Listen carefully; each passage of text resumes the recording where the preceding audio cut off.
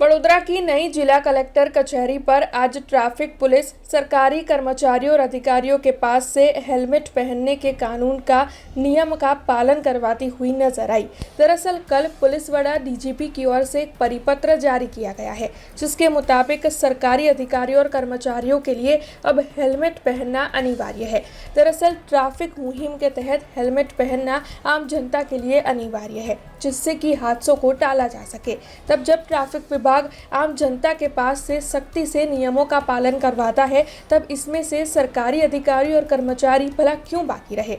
इसीलिए पुलिस वडा की ओर से कल एक परिपत्र जारी किया गया, जिसके मुताबिक अब सभी सरकारी कर्मचारियों के लिए हेलमेट पहनना बेहद ही अनिवार्य होगा, वरना ट्रैफिक पुलिस उनके पास से दंड वसूल पाएगी। उसी के तहत आज नई जिला कलेक्टर कचहरी पर वडोदरा ट्रैफिक पुलिस खड़ी हुई नजर आई और सरकारी कर्मचारी हेलमेट के नियम का पालन कर रहे हैं या नहीं, ये देखती हुई और सख्ती से इस नियम का अमल करवाती हुई भी वडोदरा ट्रैफिक पुलिस नजर आई। तब इस बारे में ट्रैफिक पुलिस के एसीपी डीएम व्यास ने ज्यादा जानकारी दी। गई काले डीजीपी श्री तरफथी एक पत्र फाळवવામાં આવ્યો છે, જેમાં સરકારી અધિકારી કર્મચારીઓ વિરુદ્ધમાં કાર્યવાહી કરવાનું જણાવ્યું છે કે જે લોકો હેલ્મેટ નથી પહેરતા તેમના વિરુદ્ધ પણ કાર્યવાહી કરો, કારણ કે સરકારી અધિકારી કર્મચારીઓ પણ સિવિલિયનની જેમ વેલ્યુએબલ પર્સન છે અને તેઓ પણ હેલ્મેટ પહેરે, કાયદાનો અમલ કરે, એના માટે સૂચના આપવામાં આવી છે, જેના આધારે અમે સરકારી કચેરીઓની અંદર